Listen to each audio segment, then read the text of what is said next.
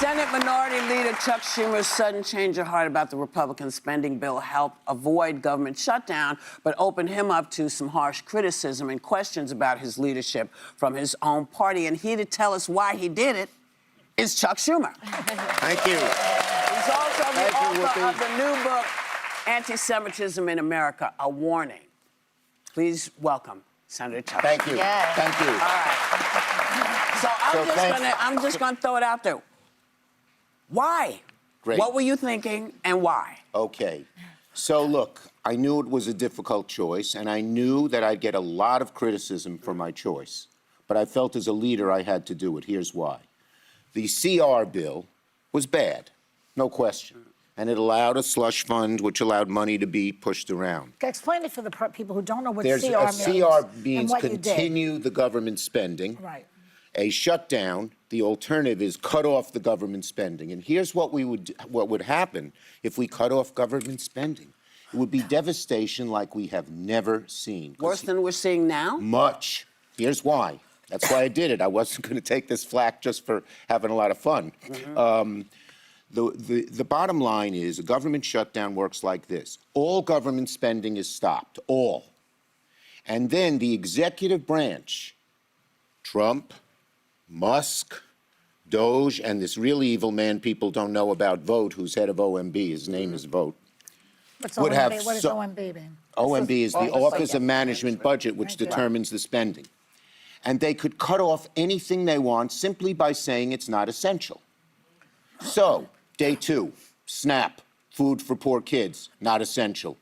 Day 4, mass transit, New York City subway and subways all over, not essential. Day 7, Medicaid, not essential. People don't need Medicaid, they should get their own health care. And this would happen over and over and over again, and there's no check. The biggest problem is that it has been determined that the courts have no say. Yeah. And the only say is the executive branch. Now, in the old days, when there was a shutdown, they'd work it out. But this is a different, horrible kettle of fish. Mm-hmm. They hate the government. They want to shut down everything. You heard what Musk said, $2 trillion. And so this would have been so devastating. And here's the second part that's maybe just as bad. There's no exit strategy. How do you get out of a shutdown? Guess who determines it? Trump, Musk, Doge. They're the only ones. And one of the Republican senators told one of the Democratic senators, you get in this, we're staying in for 6 months, 9 months, a year, till we decimate the entire federal government. Can I do a follow-up question quickly? So wait, it was so bad that I felt I had to do this. Now, it's not happening immediately, but what does a leader do? When you're a leader, if you see a real crisis a little bit down the road, your job is to stand up and say, we cannot do that. Senator, and that's what I did. You mentioned, this is what a leader does. And we were just talking in our last segment about we aren't seeing a clear leader of the party, because even though I agree with you with your decision, and I see why, but you were only able to get 9 Democrats to go with you. How is that leadership? Right. Okay. Look, the bottom line is there were a whole lot of Democrats who were torn.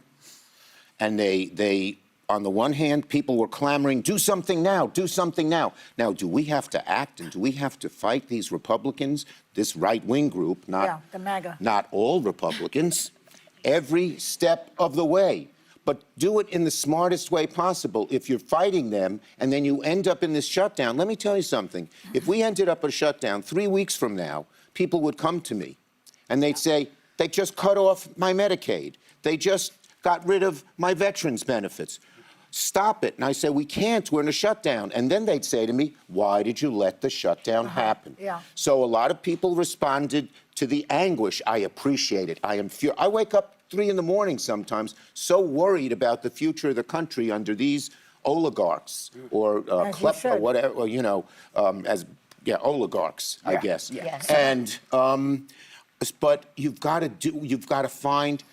We are fighting them tooth and nail in every way we can, but you got to fight them smart. And if you led yourself into a shutdown, which they, by the way, Musk, Doge, Vote, they want a shutdown. They said they wanted a shutdown. Well, and they thought we'd play into their hands.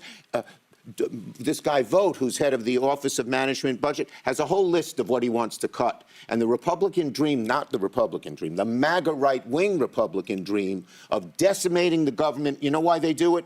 They want tax cuts for the wealthiest Americans. Right. They want to destroy government, give all the money to the wealthy, and get rid of any regulations that they might have. So I felt an obligation to stop. But if you're right, if what you're saying is true, how do you explain the fact that Friday Trump publicly congratulated you for this decision?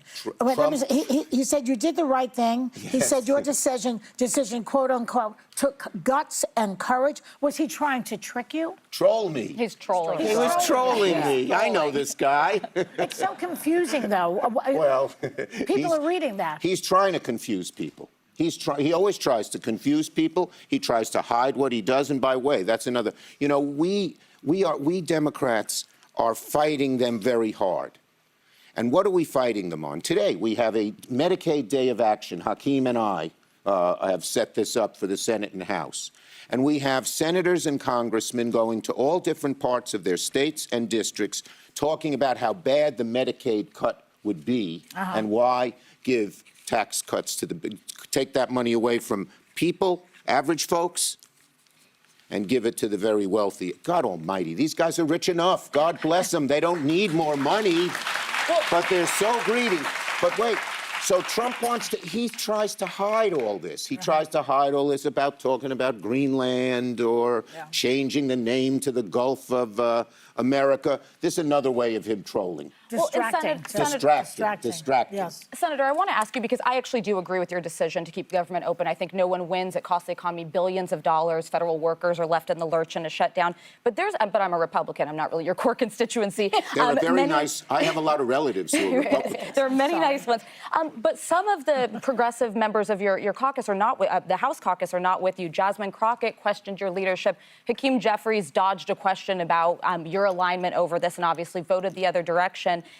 There seems to be a disconnect between the younger generation and some of the newly elected Democrats and yours. Do you believe that the party has confidence in you to continue to serve as its leader? And as somebody who is influential in helping Biden's decision to step aside, do you think it might be time for you to? No. I think that, my Senate first, you asked who's the leader. When we don't have a president, there are a lot of leaders. We have a lot of really strong talent in the Senate, in the House, in the governors. We have a great bench. But as for the Senate caucus, of which I'm the leader, I should be the leader. And let me just say this. One of the things I am known to be very good at is how to win Senate seats. In other words, I'm a strategist in terms of recruiting candidates, helping the candidates run campaigns and win it. Look, winning in 2026 in the House and Senate, which could stop Trump once and for all, is vitally important. Okay, so I did this in 2005, but just recently, in 2020, everyone said they'll never get the Senate. And we pulled off something that many people regarded as a huge surprise. We won the 2 seats in Georgia.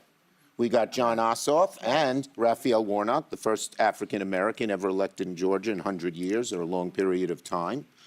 And so I am good at that. But second, I'm sort of the orchestra leader, and I have a lot of talent in that orchestra. So what I do is I show them off. We have some great spokespeople, people like Chris Murphy and Brian Schatz. Great. We have, Democrats are learning to do the digital social media much better than we did before. I put Cory Booker and Tina Smith in charge. And then we have Bernie going out to Republican areas and doing rallies and rallying. So we have a load of talent in our caucus, and I'll tell you one thing. We are totally united in one thing. Many things, but one thing above all. We are united in going after Trump and showing the American people that he is making the middle class pay for the tax cuts on the rich. Right. Today, we're doing it on Medicaid. We're going to do it very soon on the tariffs. He wants to put these tariffs in. It's going to raise you folks, the average family, $2,000 a year for these tariffs. Why is he doing that? Something so stupid. Why? He wants to use that money for tax cuts for the billionaires. The Republican Party is a different kettle of fish than it used to be. And that's why we're fighting them so hard. They are controlled by a small group of wealthy, greedy people. And you know what their attitude is?